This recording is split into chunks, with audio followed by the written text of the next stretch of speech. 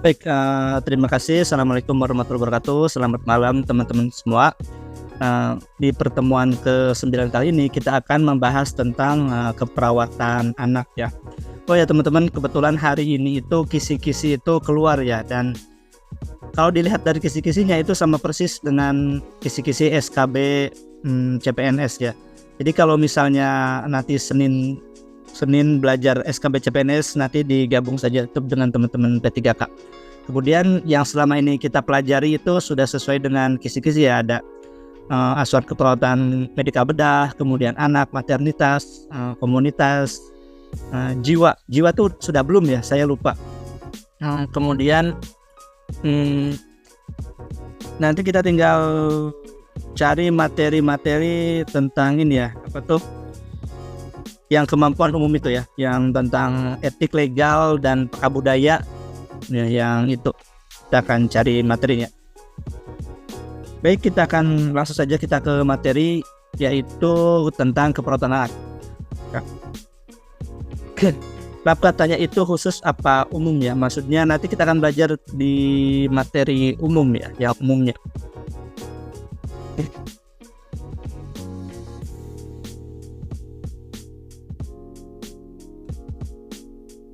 Kita akan belajar terlebih dahulu mengenai APGAR score.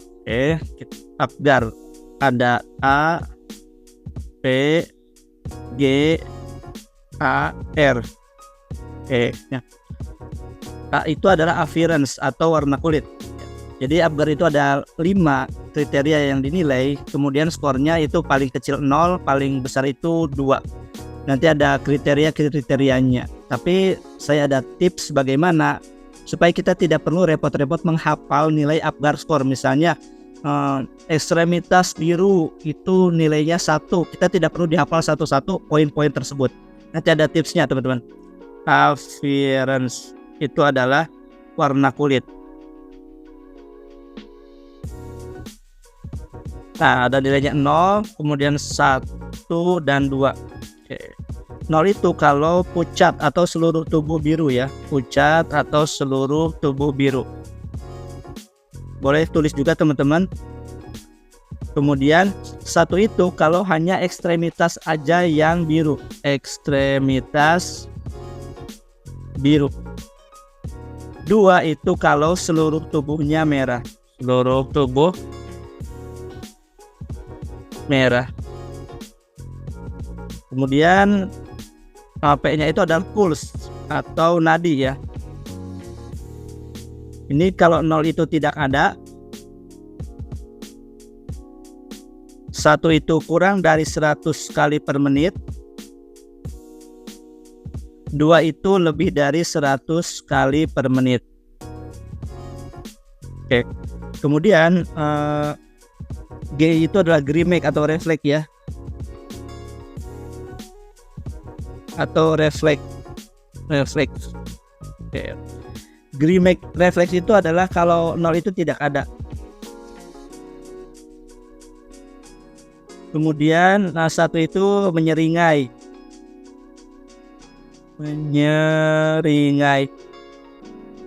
Kemudian kalau ini adalah batuk atau bersin ya, batuk atau bersin. Oke. Kemudian kalau ini A-nya itu adalah activity.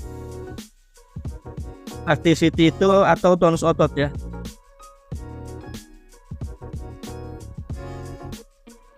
Kalau ini lumpuh ya, kalau 0 itu lumpuh. Kemudian kalau 1 itu adalah ekstremitas sedikit fleksi.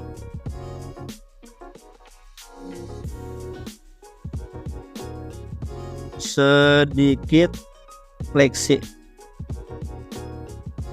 Kemudian ininya gerakannya kuat atau fleksinya kuat ya, yang 2-nya gerakan kuat. Kemudian R-nya itu adalah respirasi. Respirasi atau usaha napas. Kemudian yang 0 itu adalah tidak ada. Kemudian 1 itu adalah tidak teratur, bisa ya, tidak teratur. Dan 2 itu adalah menangis kuat. Nah, ini kan ada banyak ya. Kita tidak perlu menghafalnya satu persatu, teman-teman. Kenapa? Karena kita cukup tahu ini aja nih. 2 itu kalau normal. 1 itu kalau abnormal. Dan 0 itu kalau tidak ada. Nah, jadi kalau misalnya nanti kita latihan ke soal ya. Appearance-nya itu ada tetapi abnormal gitu kan. Berarti nilainya 1. Kalau ada terus normal nilainya 2 gitu kan.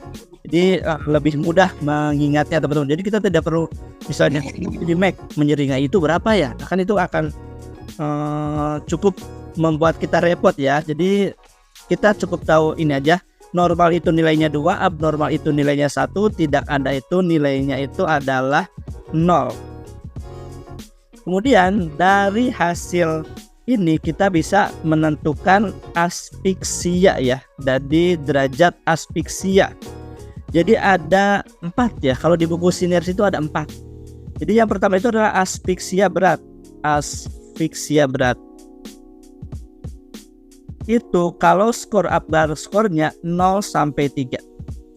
Kemudian berikutnya itu adalah ada asfiksia sedang. Asfiksia sedang itu dari 4 sampai dengan 6. Kemudian ada asfiksia ringan. Ya. Ringan itu skornya 7 sampai 9. Kemudian ada normal atau bayi sehat itu Apgar skornya 10. Nah, Apgar skor diperiksa saat usia 1 menit sampai dengan 5 menit. 1 menit dan 5 menit ya. Jadi 1 menit dan 5 menit setelah kelahiran. Makanya misalnya disuruh hitunglah nilai Apgar skor pada bayi yang usia 3 bulan. Wah, itu tidak bisa. Apgar skor itu adalah usia 1 sampai 5 menit. Oke. Baik, silakan teman-teman screenshot atau kamu mau tulis dulu, silakan tulis dulu. Nanti kita langsung latihan ya, silakan. Pokoknya teman-teman hafalin aja ya. Ininya antara normal, abnormal dan tidak ada. Nanti kita coba teliti atau analisis bagaimana cara mengerjakannya. Ya, silakan teman-teman kerjakan atau kita kerjakan bareng-bareng dulu. Oke, berikut ini komponen dari Apgar skor kecuali yang mana nih teman-teman? Kalau ini kirain saya langsung menentukan nilai Apgar skornya, ternyata baru ininya aja definisinya. Kak Sari menjawab Kak Linda menjawab Kak Linda menjawab Kak Maria menjawab jawabannya benar ya. Kecuali warna kulit ada appearance, nadi ada ya, pulse, kemudian grimace, activity, tones otot. Jadi jawabannya adalah yang yang kurang apa teman-teman yang belum masuk ke sini? Yang harusnya ada yang bukan berat badan. Berarti apa nih satu lagi? Ya, RR ya, respirasi rate. Ya, harusnya itu respirasi rate. Respirasi rate. Baik. Soal berikutnya. Nah, silakan teman-teman kerjakan. Bentar.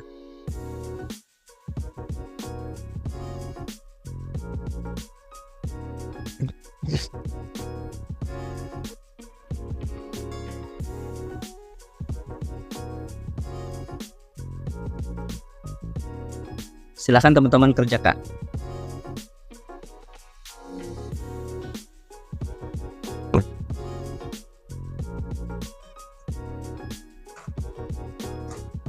Baik, ada yang menjawab D.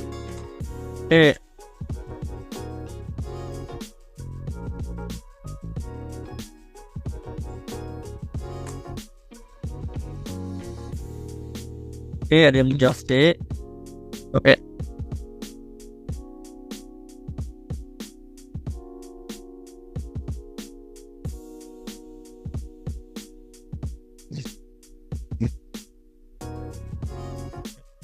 Seorang bayi laki-laki baru lahir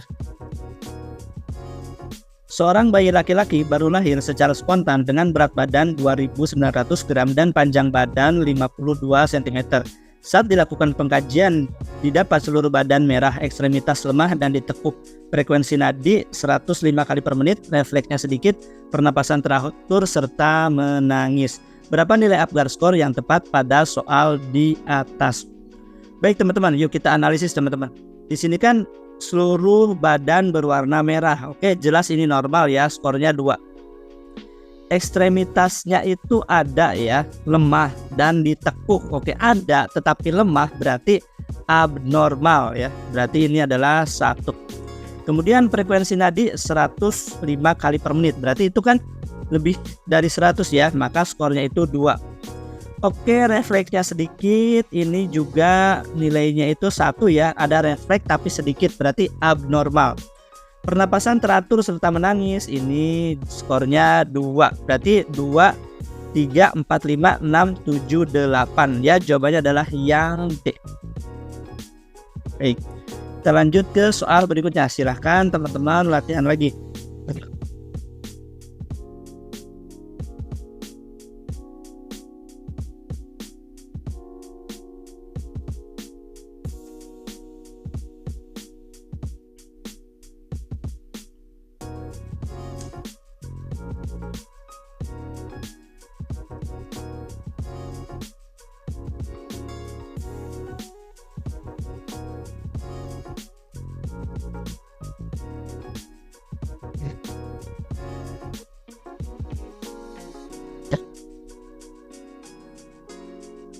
Oke, 1, 2, 3, 4, 5. Oke, baru ada 5 yang menjawab ya. 1, 2, 3, 4, 5, 6. Oke, ada 6 yang menjawab. Kira-kira yang mana jawabannya teman-teman? Berapakah nilai Apgar skor yang tepat pada kasus di atas? Seorang bayi perempuan baru lahir di rumah sakit secara spontan dengan berat badan 2.500 gram dan panjang badan 50 cm. Saat dilakukan pengkajian didapatkan data ekstremitas biru. Oke, ekstremitas biru berarti ini adalah abnormal ya. Berarti ini 1 teman-teman. Gerakannya aktif. Oke, aktif berarti normal. 2. Frekuensi nadi 90 kali per menit, ini kurang dari 100. Berarti ini abnormal. Berarti skornya 1. Refleksnya lemah, itu skornya juga 1. Kemudian pernapasan teratur, itu skornya adalah 2. Oke, berarti ini jawabannya adalah 7. Ya, jawabannya adalah yang C. Gampang ya teman-teman. Kalau kita sudah tahu caranya gampang. Baik, soal berikutnya silakan kerjakan.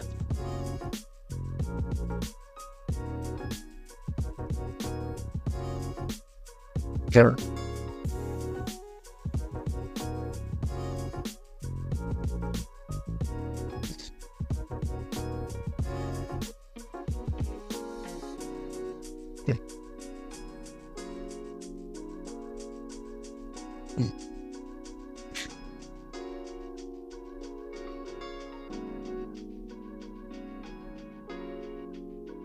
Ya, normal semua ya. Berapakah nilai Apgar skor yang tepat pada soal di atas? Seorang perempuan berusia 30 tahun ya. Jadi kalau karena kita tahu yang ditanyakannya adalah nilai Apgar skor, jadi yang ini bisa kita baca cepat. Seorang perempuan berusia 30 tahun datang ke RS melahirkan bayi laki-laki. Hasil pengkajian seluruh tubuh berwarna merah. Oke, ini berarti normal ya teman-teman. Normal. Tekanan darahnya 105 kali per menit. Normal juga, kita kasih 2. Gerakan refleksnya kuat, itu juga kita kasih 2 ya teman-teman. Tonus ototnya aktif juga 2, serta menangis kuat juga 2. Oke, normal semua, maka jawabannya adalah yang E. Yang gampang ya. Baik, silakan teman-teman kerjakan. Soal berikutnya ini sudah dimasukkan ke intervensi menentukan asfiksianya apa gitu ya.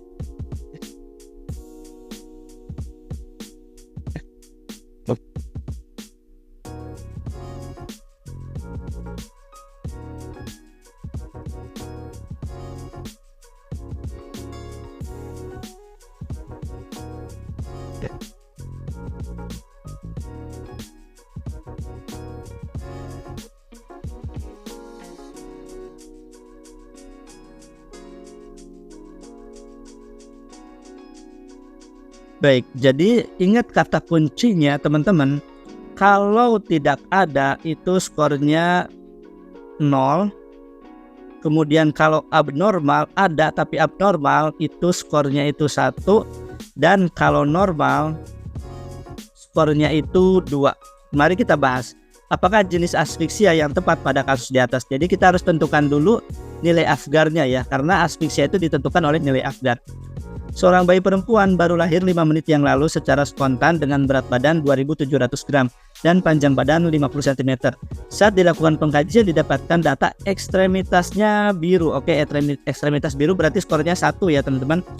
Frekuensi nadi 90 kali per menit. Normalnya kan di atas 100. Ini ada tetapi tidak normal, maka skornya adalah 1. Ini ya. Kemudian gerakannya sedikit, harusnya aktif ya, maka ini skornya juga 1.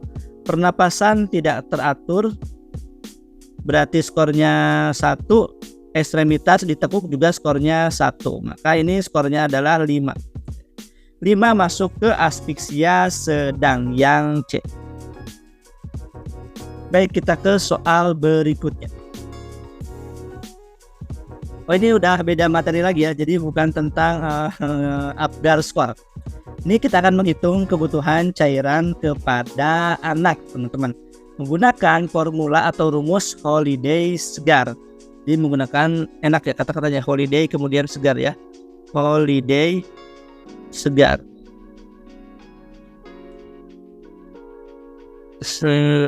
Rumusnya bagaimana teman-teman? Rumusnya itu ada gini teman-teman, rumus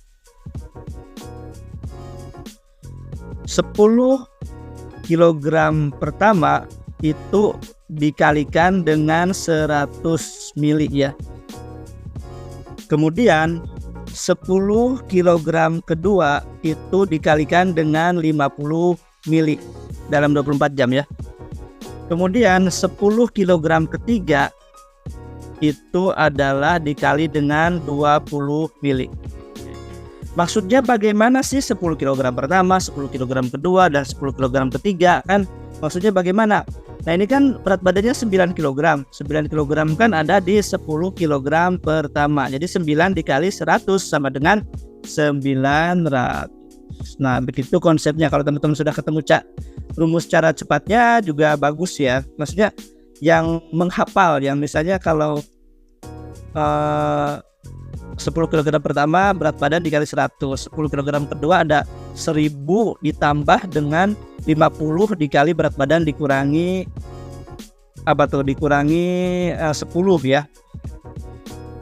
Nah maksudnya misalnya kalau berat badannya 15, berarti bagaimana teman-teman kalau berat badannya 15?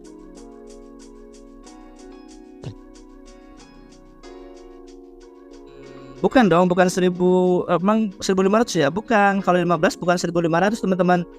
Ya, 15 itu ya terdiri dari 10 kg pertama kan?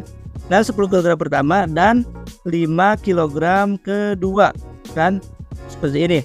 Jadi 10 ditambah 5 adalah 15. Nah, 10 kg pertamanya dikali berapa? Dikali dengan 100 sama dengan 1000. Nah 5 kg kan masuknya ke 10 kg kedua ya. Berarti 5 dikali 50 kan sama dengan berapa nih? 250. Jadi jawabannya adalah 1250. Nah seperti itu teman-teman. Demikian pula juga dengan yang 10 kg ketiga ini. Misalnya misalnya itu 23 kg. Berarti berapa nih kalau 23 kg? Berarti ada 10 kg pertama, kemudian ada 10 kg kedua, dan terakhir ada 3 kg ketiga. Jadi yang pertama kita kalikan 100, yang kedua dikalikan 50, dan yang ketiga dikalikan dengan 20. Ya benar sekali, jawabannya adalah 1560. Kalau kenaikan suhu itu ada 2 sumber ya teman-teman. Jadi setiap kenaikan suhu 1 derajat Celcius, kebutuhan cairan naik 10%. Ada juga yang mengatakan 12% ya. Jadi misalnya kebutuhan cairannya 900, tetapi panas 385 ya, berarti 900 ditambah 10%-nya dari 900 berarti 909. Paham teman-teman? Ada yang mau didiskusikan? Nanti setelah ini kita latihan ya.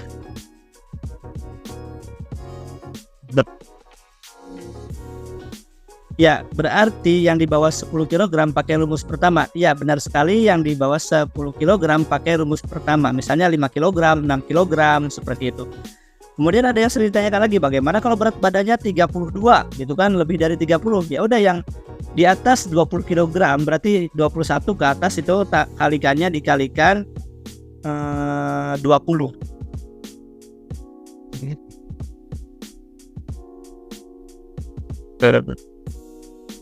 Coba nanti kita latihan di soal nomor 7 ya. Nanti kita ulas lagi. Silakan teman-teman, ini masih gampang ya.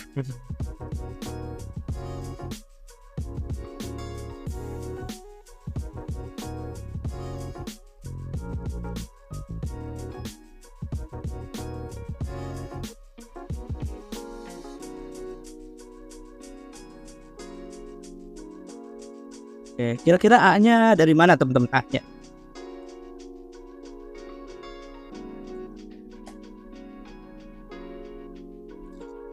ya dari 7,5 dikali dengan 100 ya benar sekali. 7,5 dikali dengan 100 adalah 750. Kan berarti 10 kg pertama itu adalah dikali dengan 100. Jadi kalau misalnya berat badannya 6 kilo, 7 kilo, kemudian 8 kilo, 9 kilo itu dikalikan 100 ya. Kemudian kalau 10 kg kedua itu dikalikan dengan 50 dalam 24 jam ya. Misalnya misalnya ada 18 kilo ya. Berarti 18 kilo itu adalah 10 kg pertama dikalikan ke 100 dan 8 kg kedua dikalikan dengan 50. Seperti itu teman-teman. Kalau 10 kg ketiga itu adalah dikali dengan 20 mili dalam per kilogram berat badan per jam. Baik.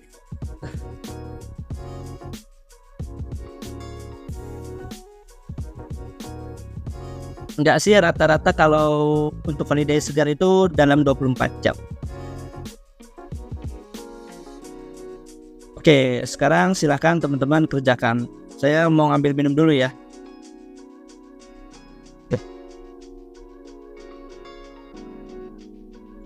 Haus.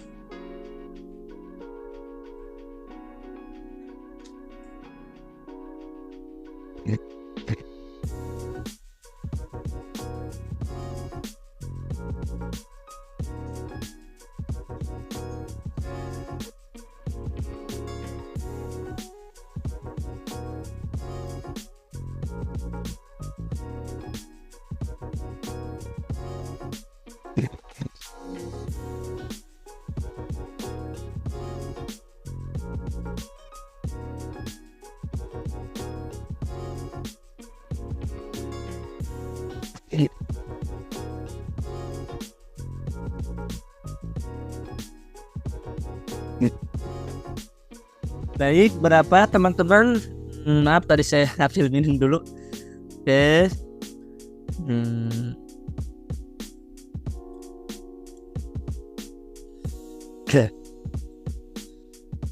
Berapa kebutuhan cairan anak tersebut selama 24 jam ya? Seorang anak perempuan berusia 6 bulan, berat badannya 23 kg. Nah, udah ketemu nih 23 kg ya udah. 23 kg. Di sini suhunya juga normal. Untuk soal-soal yang umum misalnya kita tuh kan di ujian P3K itu tidak hanya belajar tentang anak ya. Jadi belajar itu kita banyak anak, KMB, maternitas, jiwa, komunitas seperti di kisi-kisi ya. Maka soalnya itu tidak terlalu dalam gitu kan, tidak terlalu dalam. Jadi masih di dasar-dasarnya kalau ininya tuh ya, kalau istilahnya ya masih di dasarnya ya, masih di luarannya. Jadi biasanya suhunya itu normal ya, tidak ada kenaikan suhu. Nah, 23 kg berarti terdiri dari berapa nih? Terdiri dari 10 kg pertama dan 10 kg kedua. Kemudian ada 3 kg ketiga. Nah, kan ini 10 tambah 10 ditambah 3 adalah 23. Jadi seperti itu ya. Jadi ini dikalikan 100, ini dikalikan 50, ini dikalikan 20 ya. Berarti ini 1000, ini 500, ini 60. Jadi 1560. Ya, jawabannya adalah yang D, 100%. Nah, kalau ada kenaikan suhu bagaimana? Misalnya kenaikan suhu kan setiap naik 1 derajat Celcius itu kebutuhan cairan bertambah. Ada yang bilang 10%, ada yang bilang 12% ya, 10 sampai 12%. Jadi misalnya kebutuhan berat badan kebutuhan cairannya itu 900 ya mili dalam 24 jam. Kemudian panasnya itu adalah 385, maka kebutuhan cairannya itu ditambah 10% dari 900-nya. Jadi 10% dari 900 adalah 90 ya. Jadi 990 mili per 24 jam. Seperti itu teman-teman kalau ada kenaikan suhu. Baik.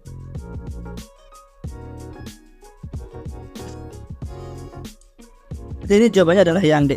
Sepakat ya teman-teman.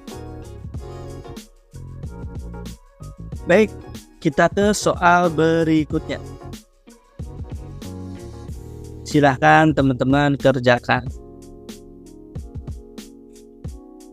Enaknya kalau belajar kayak gini tuh ditemenin kopi ya, atau yang seger-seger gitu. Apalagi misalnya di daerah timur sudah jam berapa ini? Udah jam 10 ya, jam-jam rawan. Apalagi kalau belajar kan kita kadang suka ngantuk ya, buka buku baru 2 lembar udah ngantuk gitu. Maka belajar itu adalah obat insomnia.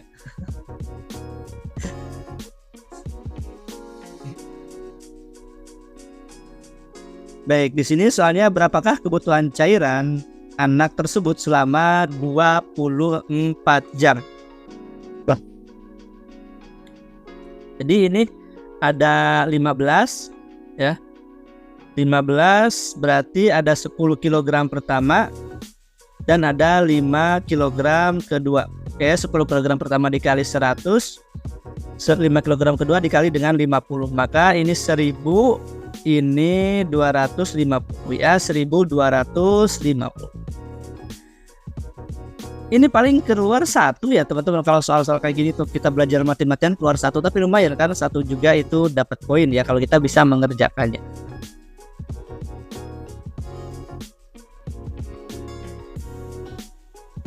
Oke, emang tadi jawab apa tadi? Salah hitung terus kemudian jawabannya ada lagi. Aduh, enak banget itu ya. Ternyata salah hitung kita. Baik, soal berikutnya silakan teman-teman kerjakan. Terlalu semangat ya, apalagi nanti pas ujian jangan sampai terlalu gugup membuat buyar kita semua ya. Kadang mental juga sangat berpengaruh ya ketika kita mau ujian, apalagi kurang persiapan gitu kan, kayak ada penyesalan kenapa kemarin saya gak belajar gitu kan, sementara sudah duduk di sini sudah tidak bisa lagi untuk belajar. Kadang itu juga berpengaruh.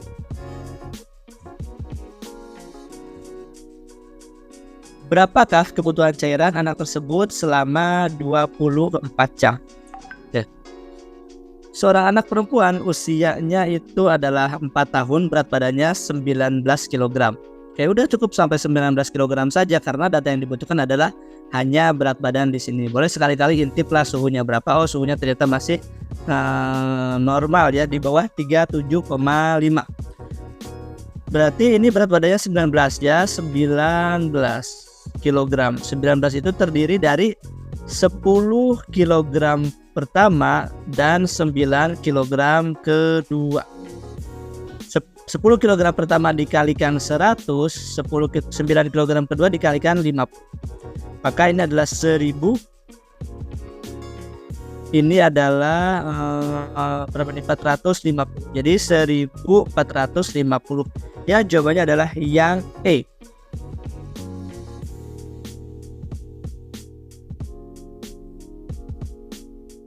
Bagus banget. Baik, soal berikutnya silakan teman-teman kerjakan. Oke, kita akan belajar imunisasi ya. Ada imunisasi dasar ya. Kita akan belajar imunisasi dasar karena di kisi di sinergi itu kadang ada imunisasi dasar. Oh ya teman-teman ada yang punya buku ini nggak, sinergi atau AIPNI ya, kayak gini nih. Ini kayak gini. Tadi lihat di blueprint ya, di halaman 5 ya. Nanti coba saya fotokan ya. Jadi blueprint tinjauan 1 berdasarkan area kompetensi terdiri dari praktik profesional, etis, legal, dan peka budaya. Isinya terkait dengan aspek etik dan legal dalam praktik keperawatan. Soal ini dapat muncul dari semua mata ajar bidang keilmuan perawatan seperti KMB, anak, maternitas, dan lain-lain. Jadi kalau di blueprint ini, karena kisi-kisinya kayaknya dari sini deh, soalnya sama persis. Itu etik, legal, dan peka budaya itu dimasukkan ke dalam kasus ya. Tapi tidak salahnya nanti kita belajar yang umumnya berarti ya, bukan kasusnya. Ya, ini bukunya ini sama persis ya. Atau teman-teman belajar dari modul yang di website juga, ini sumbernya dari sini. Jadi sama ya. Kita akan belajar imunisasi dasar terlebih dahulu ya. Imunisasi dasar yang pertama itu usia 0 sampai 24 jam. Yang kerja di puskesmas. Baik, nanti bukunya saya kisi-kisi itunya saya fotoin ya. Jadi kalimatnya itu sama persis dengan kisi-kisi. Oke, apa nih yang 0 sampai 24 jam? Ada yang di puskesmas? Ya, HB0 ya. Baik, kemudian usia 1 bulan.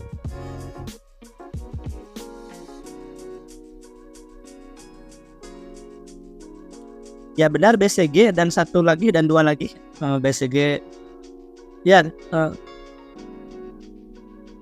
ya ada satu lagi ya. Ini BCG dan polio 1 ya.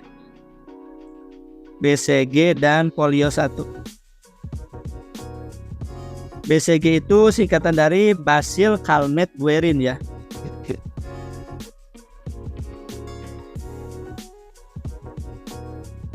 Guerin. Oke, ini untuk TBC. Kemudian usia 2 bulan. Kira-kira apa yang diberikan teman-teman? Ya, untuk pencegahan TBC. DPT usia 2 bulan.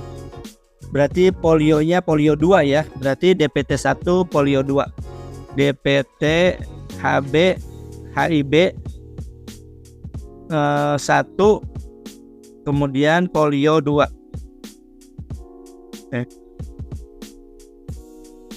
Kemudian ada satu lagi tambahan ya, ada yang kerja di puskesmas di sini, ada rotavirus dan VCP ya. Kalau di sumber sih di bulan kedua dikasihkan rotavirus dan VCV. Ya, pneumococcus ya teman-teman. Pneumococcus ya.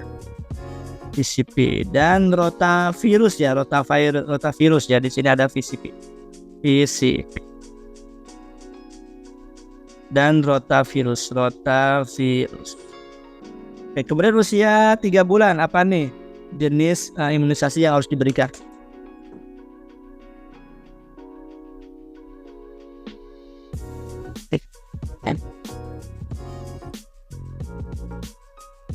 Ya, DPT 2 dan polio 3 ya.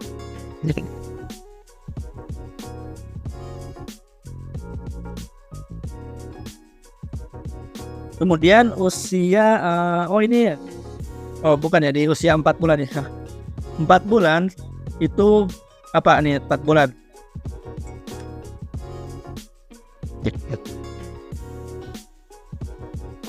DPT 3 dan polionya itu apa? Polionya itu ya emang polio 4 tapi ada khasnya ya. Ini udah berbeda dari yang lain-lainnya.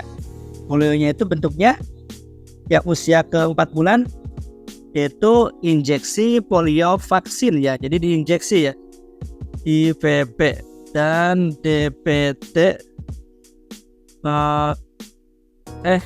DPT 3 ya, dan apalagi nih PCV dan rotavirus 2. Kemudian usia berapa lagi ya, usia 6 bulan juga dikasih ini ya, usia 6 bulan dikasih dengan ini ya, PCV dan rotavirus. Berarti PCV dan rotavirusnya itu ketiga. Kemudian berikutnya yaitu usia 9 bulan campak.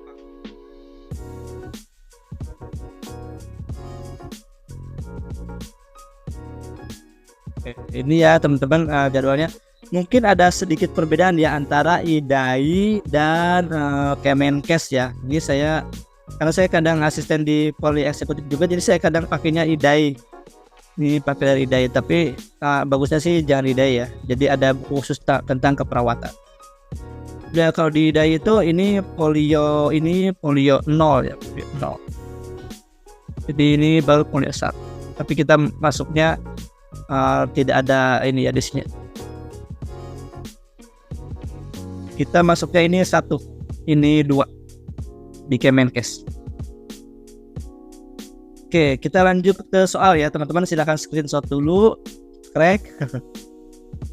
Nanti salin di buku ya, dirapihkan. Oke, soal berikutnya silahkan teman-teman kerjakan.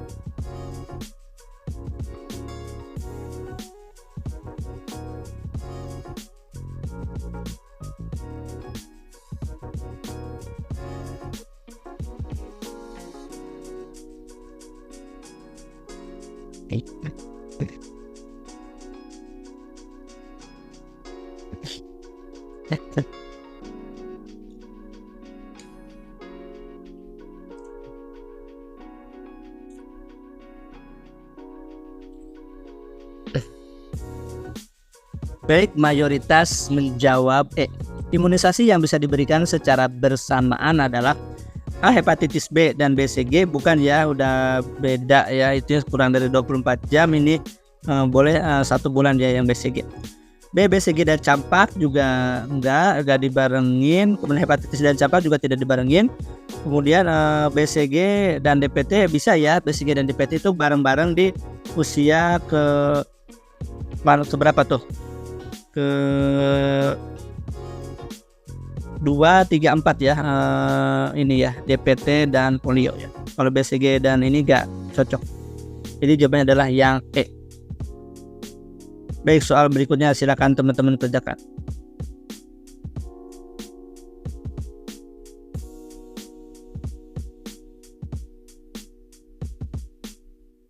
Oke.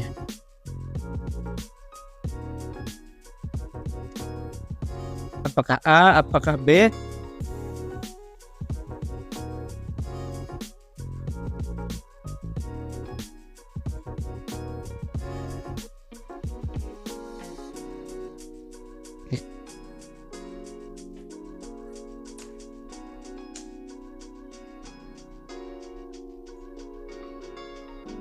Ya, kalau BCG itu 1 bulan ya teman-teman. BCG itu 1 bulan. Kalau di lapangan ada yang 1 minggu sampai 1 bulan ya. Jadi harusnya itu 1 bulan BCG itu ya. Maka jawabannya adalah yang B, hepatitis B, usia 0 sampai 24 jam. Ya, ini adalah yang B.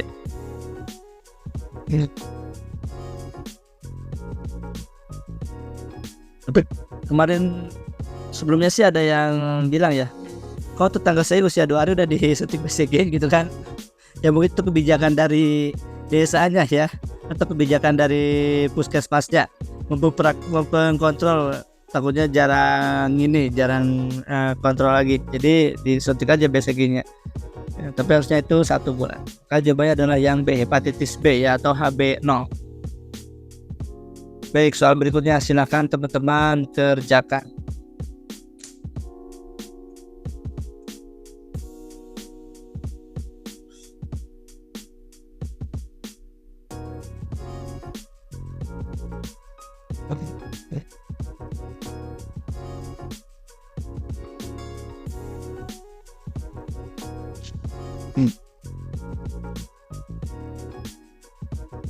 Berikut ini merupakan penyakit yang dapat dicegah dengan imunisasi adalah kecuali ya. Jawabannya adalah yang A ya, hepatitis C. Ya, hati-hati ya, yang ada vaksinnya itu adalah baru hepatitis B. Kalau yang ini ada. Baik, soal berikutnya. Oke, kita akan menghitung usia kronologis ya, teman-teman. Baik. Anak perempuan dibawa ibunya ke poliklinik tumbuh kembang untuk pemeriksaan. Hasil pengkajian tanggal lahirnya 4 Mei 2016. Berat badan 10 kg dan tinggi badan 80 cm. Perawat akan melakukan screening perkembangan pada hari ini tanggal 8 Oktober. Jadi kalau kita mau mengerjakan soal ini, kita baca soalnya dulu. Berapakah usia anak pada kasus tersebut? Berarti kita langsung cari data yang bisa kita pakai. Berarti ini waktu kontrol ya, dikurangi waktu lahir gitu kan, untuk menentukan usia kronologisnya. Waktu kontrolnya berapa? 2018 ya, dari tahun dulu. Oktober itu bulan 10 ya, tanggal 8. Kemudian tanggal lahirnya 2016, Mei itu 5 ya, 5 ini tanggal berapa nih? Tanggal 4 ya, 4. Maka usia kehamilannya 8 dikurangi 4 adalah 4, 10 dikurangi 5 adalah 5. Jadi yang ada 5 bulan 4 hari ya, jawabannya adalah yang D. Gak perlu dihitung lagi, udah ketemu. 2 tahun 5 bulan 4 hari. Baik teman-teman, silakan kerjakan soal berikutnya. Saya izin ke toilet dulu sebentar ya.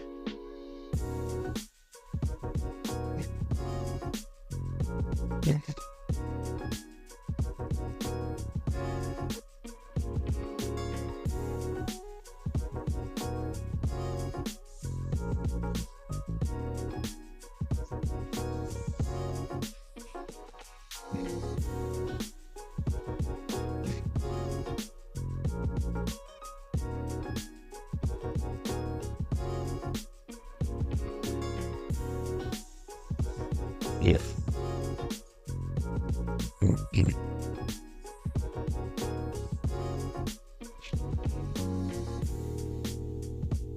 Iya.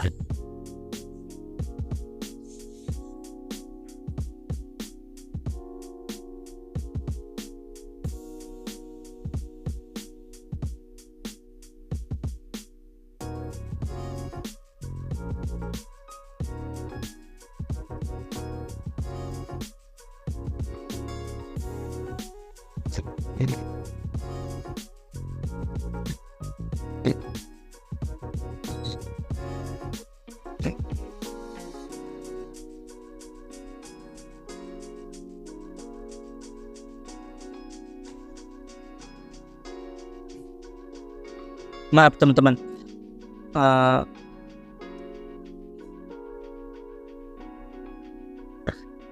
banyak bicara tenggorokan kering banyak minum jadi banyak buang air kecil ya.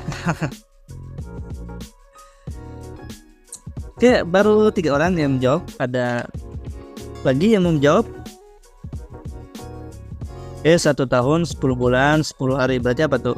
Ada yang ada yang B. Kira-kira yang mana nih? Yuk mari kita kerjakan bersama-sama. Berapakah usia anak pada kasus tersebut? Seorang perempuan dibawa ibunya ke poliklinik tumbuh kembang untuk pemeriksaan. Hasil pengkajian tanggal lahirnya itu 24 November 2015. Berat badannya 10 kg, tinggi badannya 80 cm. perawat akan melakukan screening perkembangan pada bayi ini tanggal 4 Oktober 2017. Oke, data yang kita butuhkan hanya ada 2 ya. Nah ini waktu kontrol dikurangi dengan waktu lahir. Berarti kita tulis tahun dulu, 2017 Oktober itu bulan 10 ya. 10 tanggal 4 dikurangi dengan 2015 bulan berapa nih? November itu bulan 11 tanggal 24. Nah ini mungkin agak susah ya, karena angka kecil dikurangi angka besar. Bagaimana ya teman-teman? Ini kan 4 tidak bisa dikurangi 24, maka kita pinjam 1 bulan dari sini.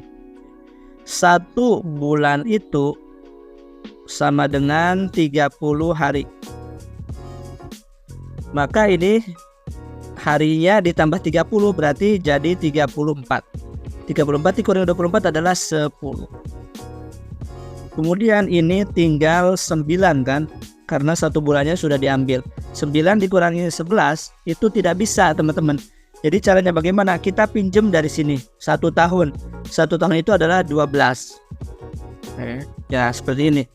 Nah 12 ditambah 9 itu adalah 21. 21 dikurangi 11 adalah 10. Oke, 10 bulan 10 hari ya, hanya ada 1 ya, hanya ada yang Kemudian ini berarti jadi karena sudah dipinjam, jadi ini tinggal 2016. 2016 dikurangi 2016 adalah 1. 1 tahun 10 bulan 10 hari. Bagaimana teman-teman, ada yang ditanyakan? Apakah saya terlalu cepat menjelaskannya?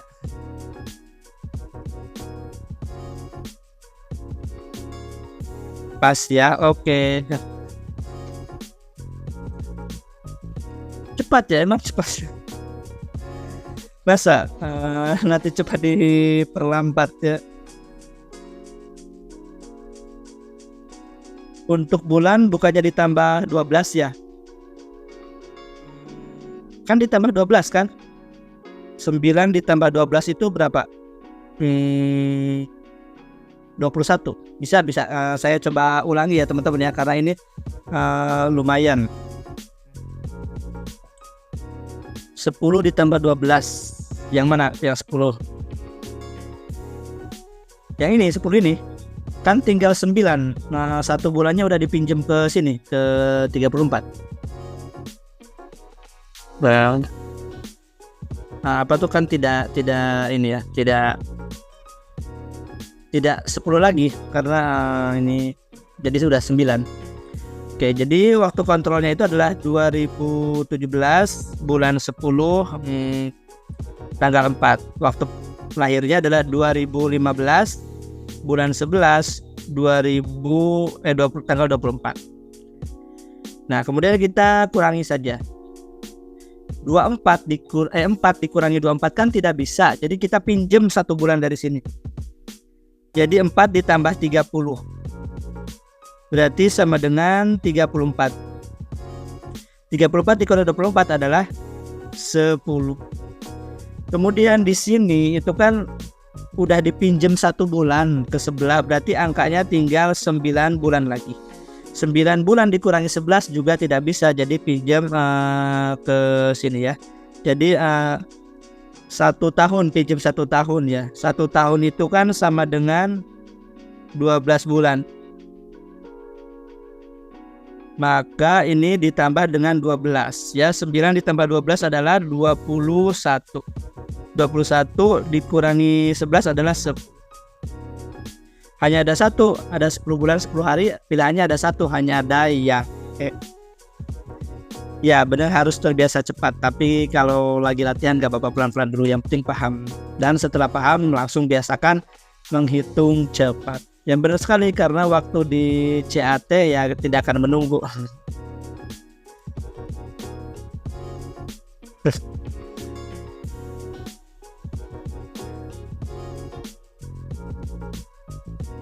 Oke, silakan teman-teman kerjakan soal berikutnya.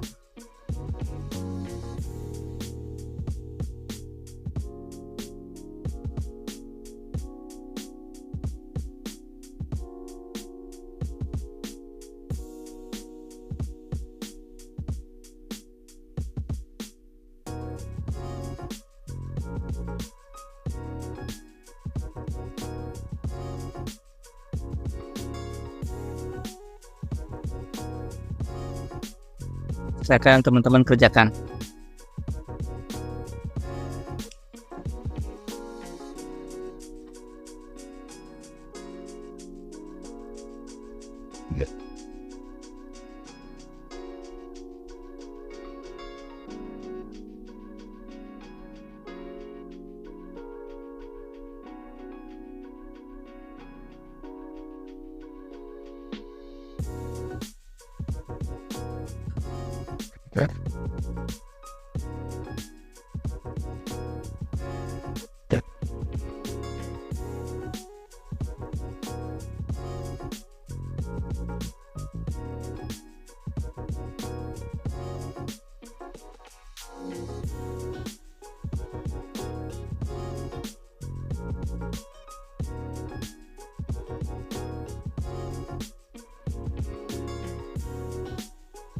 Oke, ada yang menjawab baru Dora.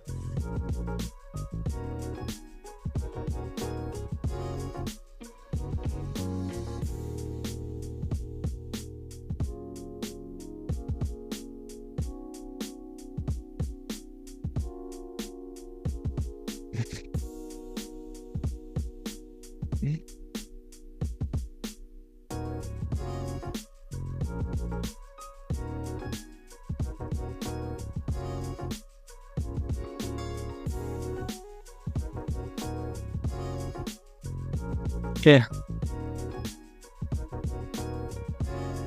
Gandar itu udah ya kemarin ya.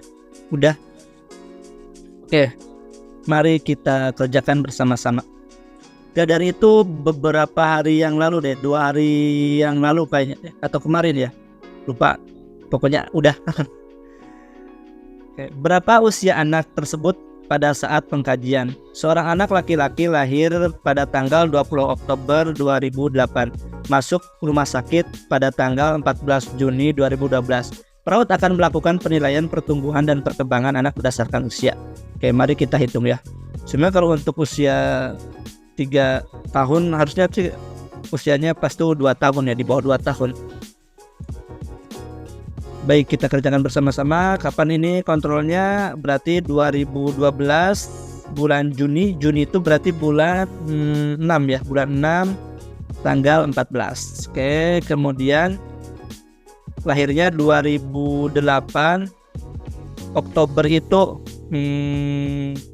September bulan 10 tanggal 20. Nah, ini sama seperti tadi ya. Jadi 14 itu tidak bisa dikurangi dengan 20, maka kita pinjam 1 bulan dari sini. Oke, berarti ini tinggal 5, kemudian ini tambah menjadi 30, berarti 44 dikurangi 20 adalah 24. Kemudian ini 5 bulan. 5 bulan tidak bisa dikurangi 10, berarti tambah 12 bulan ya. Jadi dipinjam 1 tahun dari sini. Berarti ini tinggal 2011. Oke, berarti ini 12 tambah 5 adalah 17. 17 dikurangi 10, 7. Oke, 7 bulan 24 hari. Hanya ada yang 7 bulan 24 hari. Jadi untuk mengefisienkan waktu, kita tidak perlu mengerjakan sampai akhir kalau ada pilihan jawaban yang berbeda sendiri ya, yang sesuai dengan jawaban kita. Saya tidak perlu diselesaikan sampai ini. Lumayan kan 5 detik. Oke. Baik, kita akan belajar tentang penilaian DDST ya, atau kita istilahnya bisa menggunakan Denver ya teman-teman. Jadi sektor penilaian DDST itu ada 4 teman-teman. Yang pertama itu adalah personal sosial ya.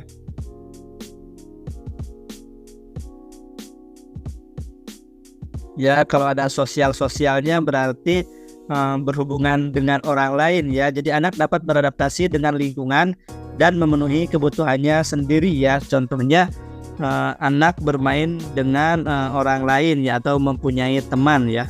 Jadi contohnya itu adalah anak bermain dengan orang lain.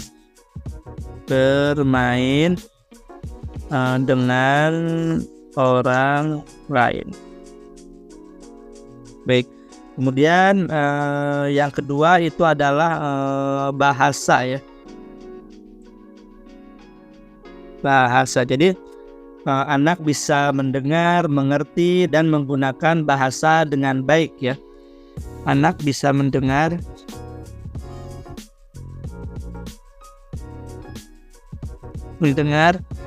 mengerti bahasa dengan baik.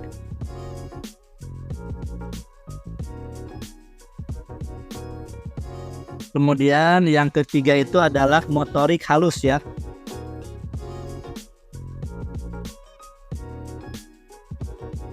Dan yang keempat itu adalah motorik kasar ya.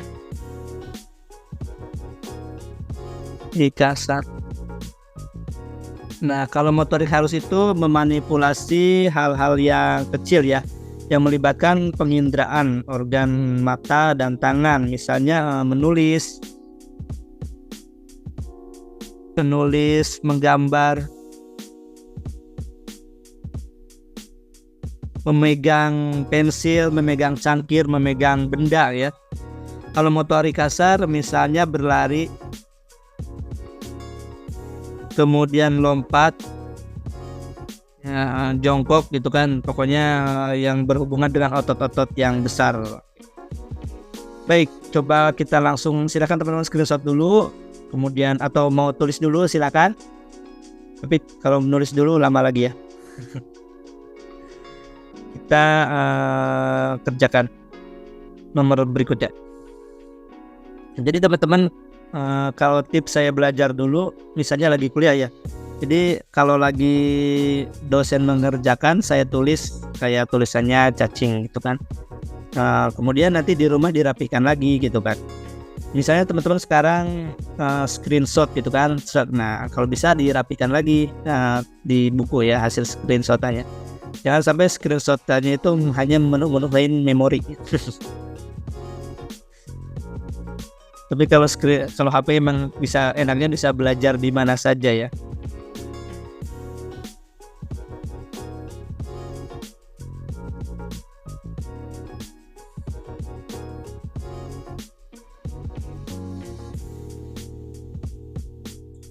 Baik, mari kita bahas bersama-sama. Seorang perawat sedang melakukan pemeriksaan DDST kepada seorang anak perempuan usia 4 tahun.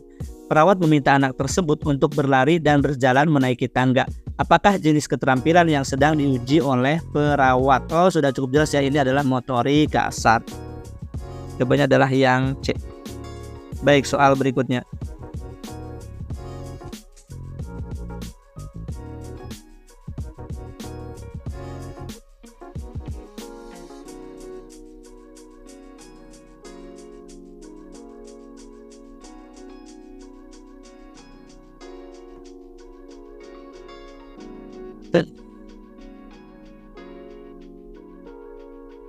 Oke, kalau teman itu berarti apa tuh kalau teman itu ya?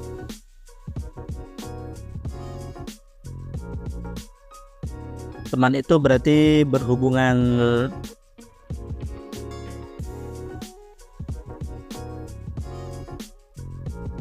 ya, sosialisasi ya. Jadi jawabannya adalah aduh, maaf.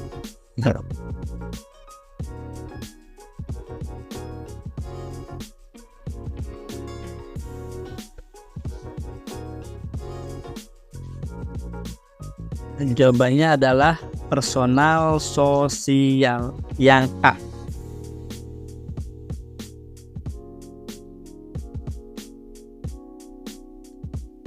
Baik, soal berikutnya. Silakan teman-teman kerjakan. Ini juga masih DDST atau terlalu cepat teman-teman? Saya lebih pelan kalau bisa.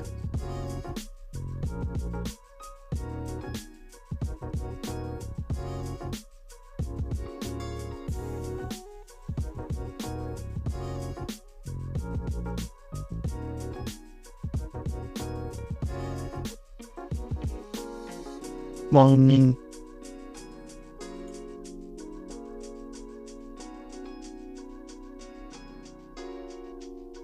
Oke, ada yang menjawab B, ada yang menjawab D. Kira-kira yang mana nih teman-teman?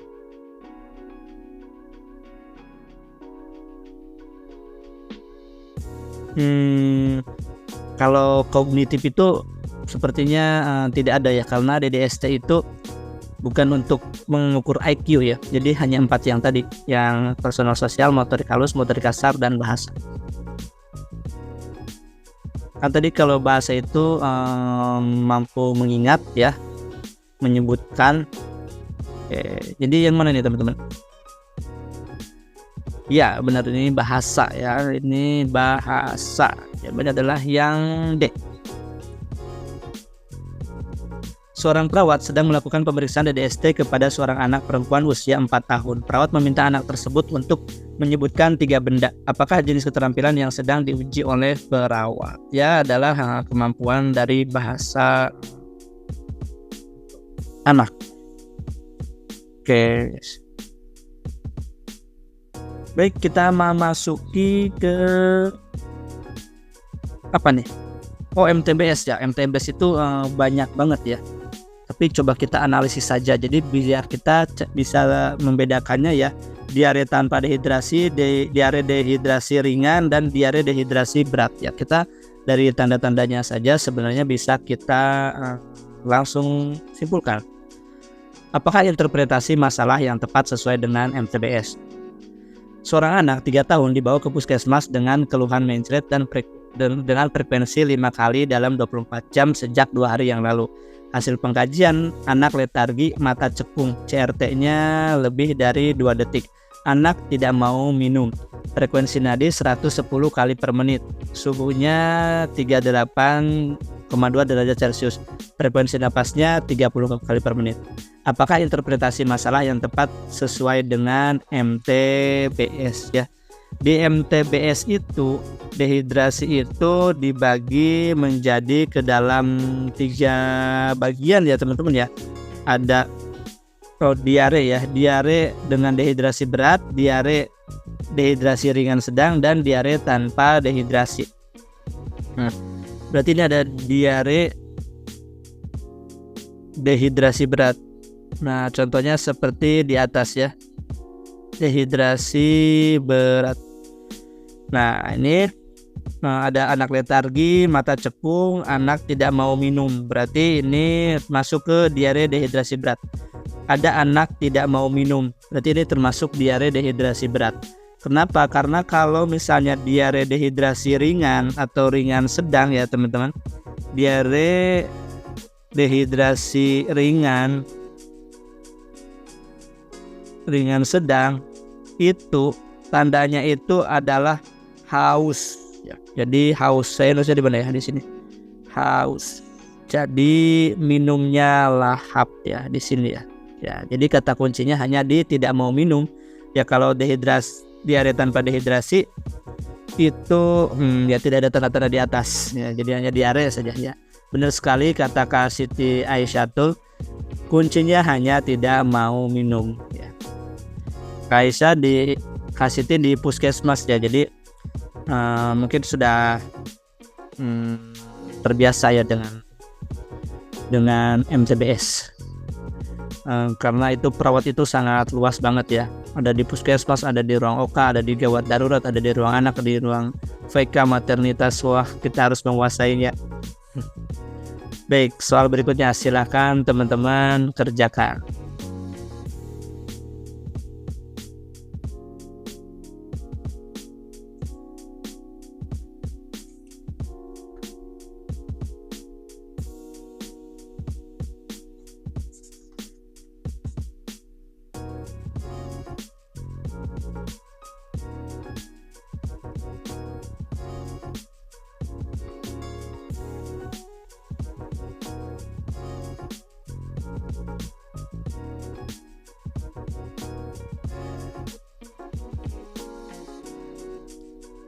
Oke, ada yang sudah menjawab?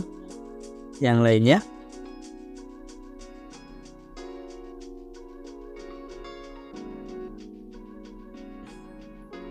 Seorang balita berusia 3 tahun dibawa ke puskesmas karena terdapat bintik-bintik merah di seluruh tubuh. Hasil pemeriksaan fisik, mata merah, tidak ada luka di mulut, tidak ada nanah keluar dari mata, kornea tidak keruh, suhu tubuh 38 derajat Celcius. Ya, pertanyaannya adalah Apakah klasifikasi penyakit pada kasus di atas berdasarkan bagan MTBS? Yang benar sekali ya. Campak. Campak itu ada 3 ya. Ada campak dengan komplikasi pada mata dan mulut, campak dengan komplikasi berat. Berarti yang membedakannya, kalau campak dengan komplikasi berat itu adanya kekeruhan pada mata ya. Jadi mana nih? Adanya ya korneanya itu keruh ya kalau campak dengan komplikasi berat ya. Kalau campak dengan komplikasi pada mata dan mulut itu hanya ada nanah pada mata atau luka pada mulut ya. Tidak ada kekeruhan di kornea. Berarti di sini ada campak dengan komplikasi berat ya, kalau di sini ada kornea keruh ya. Dengan komplikasi berat.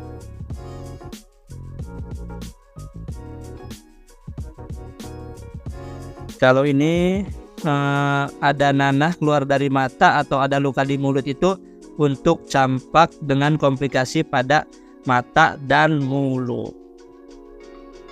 Baik, kita lanjut ke soal berikutnya. Silahkan teman-teman kerjakan.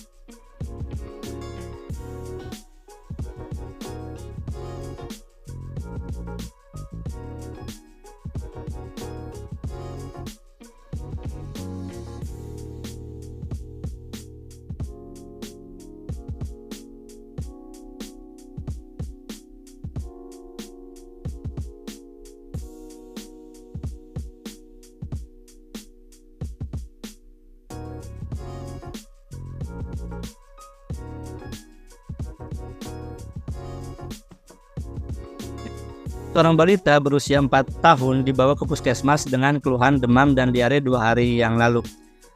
Hasil pemeriksaan fisik, berat badannya 16,5 kg, suhu tubuh 38,5 derajat Celcius, turgor kulit kembali dalam 2 detik. Balita tampak rewel, minum dengan lahap. Ya, minum dengan lahap itu tandanya diare dehidrasi ringan. Jawabannya adalah yang E. Baik, sekarang kita akan belajar ke terapi bermain anak ya teman-teman ya. Jadi ada beberapa terapi bermain pada anak ya. Jadi yang khas dari perawat anak itu adalah adanya terapi bermain. Nah, terapi bermain anak itu ada yang sering keluar itu ada 2 macam ya. Ada berdasarkan isi permainannya teman-teman. Berdasarkan isi permainan. Yang pertama itu ada social affective play. Affective play. Jadi permainan afektif sosial teman-teman. Ya, karena di sini ada sosial berarti ada berhubungan dengan orang lain ya. Jadi berhubungan intrapersonal dengan orang lain. Contoh permainannya apa? Contoh permainan itu adalah bermain ciluk bak. Ciluk. Nah, itu kan ada hubungan dengan orang lain, jadi social affective play. Kemudian yang kedua itu adalah sense play. Sense play. Sense play itu ini kan ada sense. Sense itu kayak merasakan ya, atau untuk bersenang-senang juga bisa ada yang mengatakan ini adalah permainan untuk bersenang-senang. Jadi misalnya sense play itu adalah bermain pasir. Bermain pasir. Kan merasakan gitu kan, bermain pasir, bermain air gitu kan. Kemudian ada lagi skill play atau permainan keterampilan. Skill play.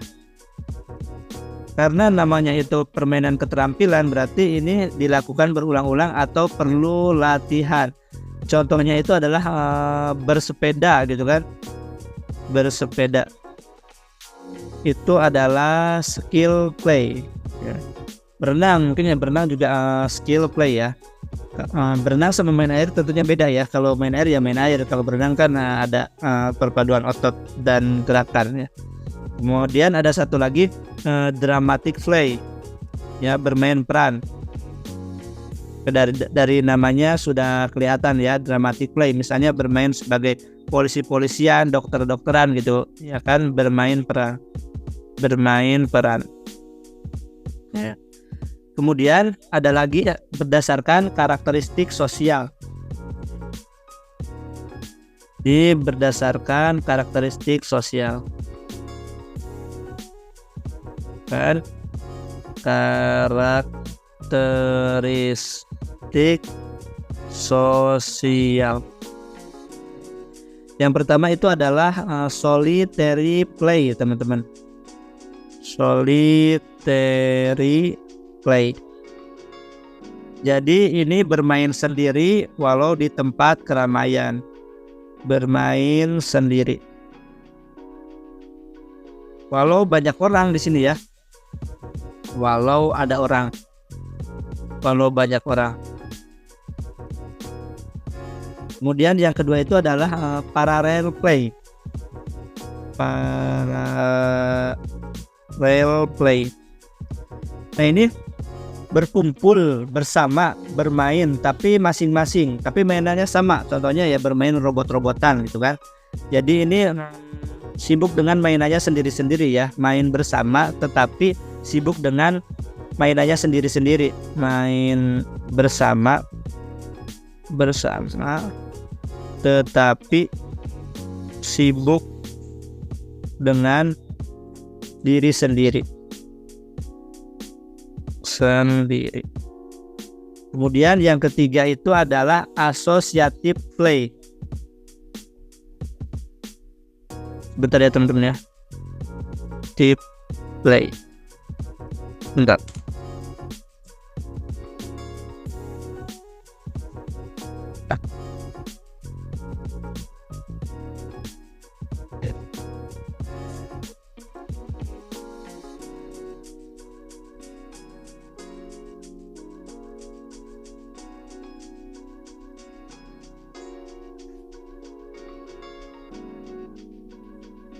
Nah, kalau ini associative play itu sudah terjadi komunikasi ya, sudah terjadi komunikasi. Tapi belum terorganisir teman-teman. Sudah terjadi komunikasi.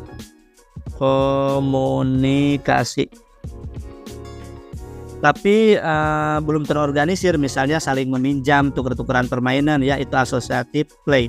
Kemudian kalau cooperative play.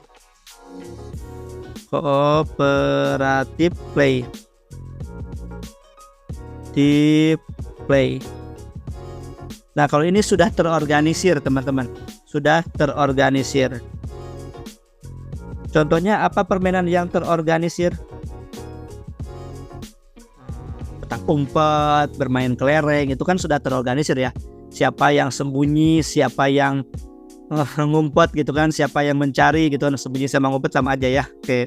Kemudian ada dua lagi ya, tapi jarang. Ini ada on color play. Ini apa? Ini melihat orang lain bermain ya. Jadi dia bengong aja melihat orang lain bermain. Kemudian ada satu lagi therapeutic play. Therapeutic play. Ini buat di rumah sakit. Kalau on color play itu nonton aja, nonton orang lain bermain, dianya tidak ikutan bermain. Oke, sekarang silakan teman-teman kerjakan. Silakan screenshot dulu. Mudah-mudahan kebaca ya tulisannya.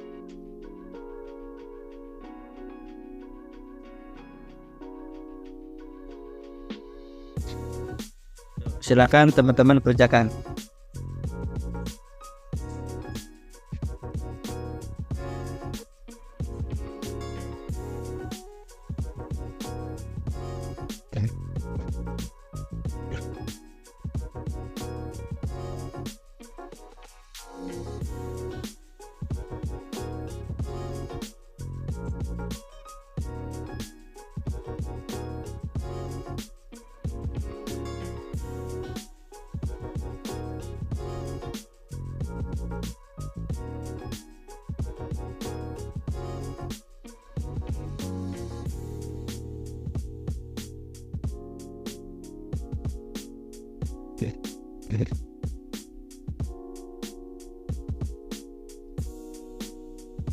Oke, yang dimaksud dengan associative play adalah anak hanya mondar-mandir, senyum, tertawa, jinjit-jinjit, bungkuk-bungkuk, permainan kursi, meja, atau apa saja yang ada di sekitarnya. B. Anak tampak berada dalam kelompok permainan, tetapi anak bermain sendiri dengan alat permainan yang dimilikinya. Oke, berarti ini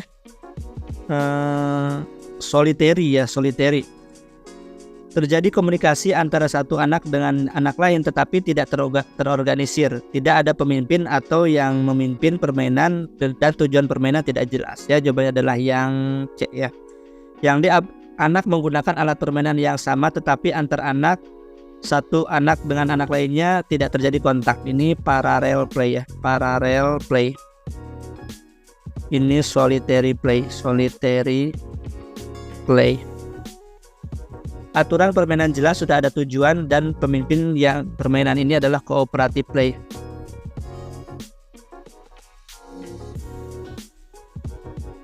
Baik, kita ke soal berikutnya. Oke, ini menghitung, aduh ini kayaknya ini tuh setengah deh. Oke, silakan teman-teman kerjakan cara menghitung dosis obat. Gampang ya.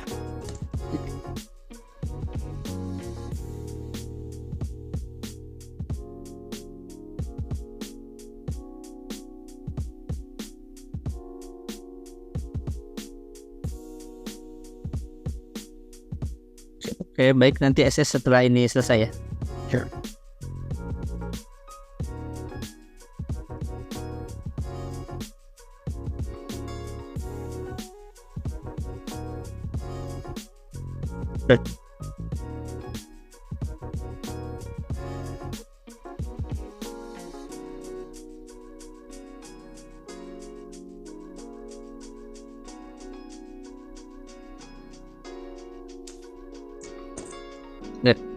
Pasien anak C dirawat di ruang anak dengan DHF. Pasien mendapatkan terapi obat Amoxan 3 kali 250 mg.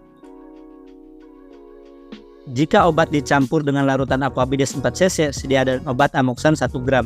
Berapa cc yang harus diberikan kepada pasien dengan menggunakan spet 3 cc? Baik, ini hanya perancu ya yang ini tuh ya. Yuk, mari kita kerjakan sama-sama. Untuk rumus dosis obat itu adalah dosis yang diminta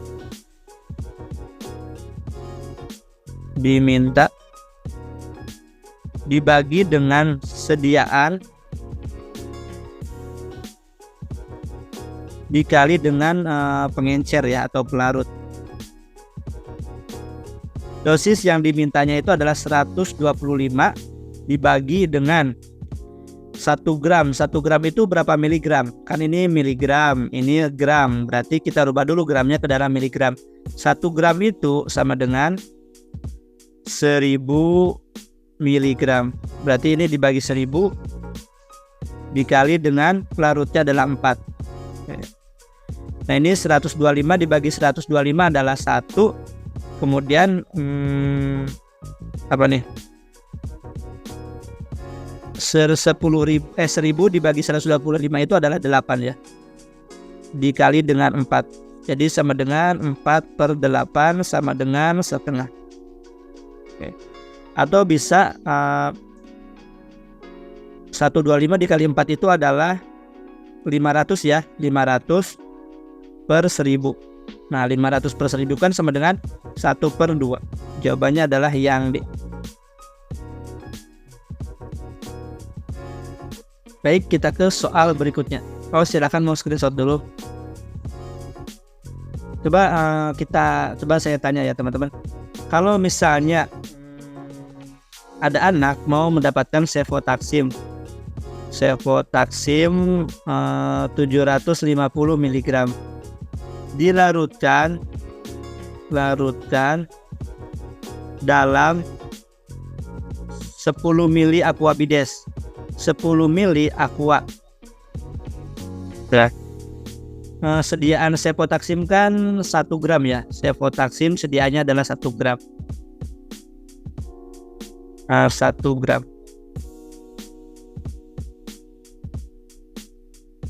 Kira-kira berapa mili yang dibutuhkan? Oke, Kak Linda sudah menjawab. Oke, Kak Andi juga sudah menjawab.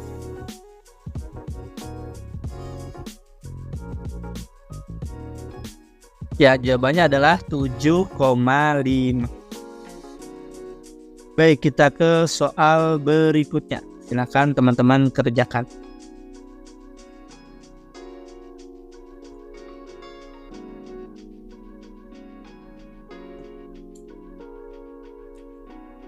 Oke, nanti balik lagi buat DSS ya. Anak laki-laki usia 7 tahun sudah 3 hari dirawat di ruang perawatan anak. Hasil pengkajian, anak tampak murung, tidak mau makan, menolak berbicara, dan menolak ketika akan dilakukan tindakan oleh perawat. Ibu mengatakan anak ingin segera sembuh dan kembali ke sekolah. Apakah penyebab utama respon anak pada kasus tersebut? Nah, di sini ibu mengatakan anak ingin segera sembuh dan kembali ke sekolah. Berarti penyebab respon anak tersebut adalah perpisahan dengan teman sebaya yang A.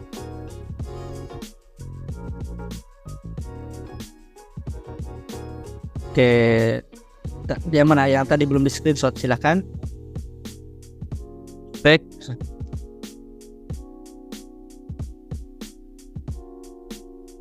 Oke, soal berikutnya. Yang sebelumnya, oke, setelah ini ya, yang sebelumnya. Atau teman-teman bisa lihat di rekaman nanti ya.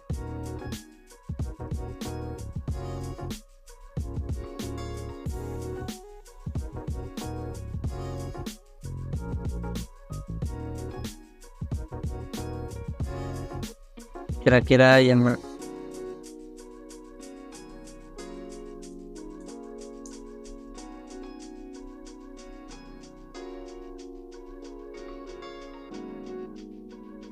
anak perempuan usia 6 tahun dirawat di ruang picu karena meningitis sudah 2 minggu. Hasil pengkajian, kesadaran menurun dan terpasang ventilator.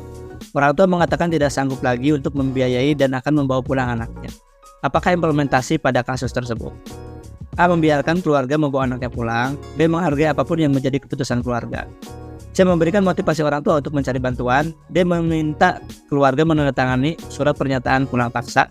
Dia menjelaskan pada keluarga bahwa anak harus tetap menjalani perawatan. Nah, ini kita di sini peran kita sebagai advokat ya, atau misalnya pembela pasien ya. Walaupun pasien tidak sadar, kita harus dibela karena kalau dia pulang ya dia meninggal, sudah dipasang ventilator gitu kan. Jadi bagaimana caranya ya, menjelaskan kepada orang tua bahwa anak harus tetap menjalani perawatan. Ya, jadi kita pembela pasien dari keluarganya yang akan membawa dia pulang, dan kalau dia pulang bisa menyebabkan meninggal. Baik, soal berikutnya. Sebenarnya ini soal terakhir, tapi pas ya.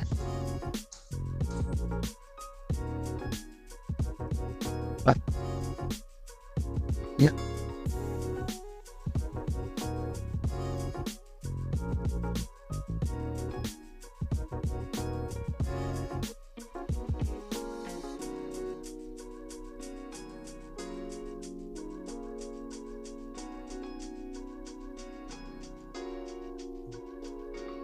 Seorang ibu membawa anaknya yang berumur 4 tahun ke klinik untuk diperiksakan. Anak menangis dan ketakutan melihat perawat dan lingkungan yang baru. Apakah yang paling penting dilakukan perawat dalam mengumpulkan data anak tersebut? A. Menghindari kontak mata. B. Menggunakan bahasa tubuh saja. C. Menghindari bicara dengan anak. D. Menyentuh anak selama pemeriksaan. Atau E. Melibatkan ibu bersama pasien selama proses pemeriksaan. Ya, benar sekali, jawabannya adalah yang E, yang melibatkan ibu dalam proses pemeriksaan atau family center care ya. Jawabannya adalah yang P. Kemudian sudah selesai. Oke, baik teman-teman. Pertemuan kita sampai nomor soal 25. Ada yang mau didiskusikan teman-teman? Kebetulan kisi-kisi sudah ada ya. Baru hari ini ya teman-teman ya. Kayak yang apa ya, maksudnya udah mendekati, ada yang tinggal 5 hari lagi baru keluar kisi-kisi. Berarti kita harus berlari belajarnya. Nanti minggu kita bertemu lagi. Besok kayaknya besok saya mau gathering dulu ke Bandung. Kita mulai minggu kita mulai. Sebenarnya dari kemarin sudah ada kisi-kisi ya umum, berarti sebenarnya sih nanti coba saya screenshotin ya apa sih yang dimaksud dengan yang legal pekan budaya itu ya di grup. Kebut seminggu ya, mungkin ada yang kurang dari 1 minggu ya. Di hari sedang ciri khasnya apa? Ciri khasnya haus, minumnya lahap, itu dia ciri khasnya di hari sedang. Ada yang ujiannya tanggal 5 ya, ada yang tanggal 11. Mudah-mudahan kita bisa belajar secara maksimal ya, mudah-mudahan kita bisa ada tryout lagi sebelum tanggal 5. Oke, silakan SS nomor 21.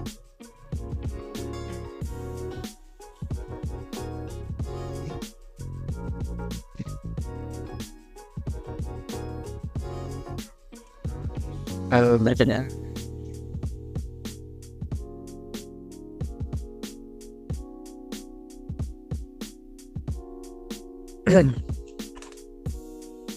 Baik teman-teman, kebetulan kisi-kisi sudah ada, itu menjadi motivasi kita untuk belajar lebih giat lagi dan belajar lebih terarah lagi sehingga kita mendapatkan poin maksimal ya.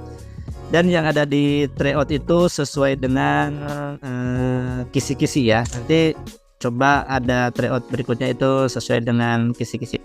Ya, bertemu lagi kita tanggal hari Minggu. Nanti saya kabarin ya minggunya jam berapa. Kemungkinan minggunya itu malam ya, karena saya pulang dari Bandung itu malam. Siang, pulang dari Bandung siang, takutnya sampai Jakartanya itu malam. Jadi kita bertemu Minggu malam. Iya, besok gak ada Zoom dulu ya. Lanjut Zoomnya Minggu.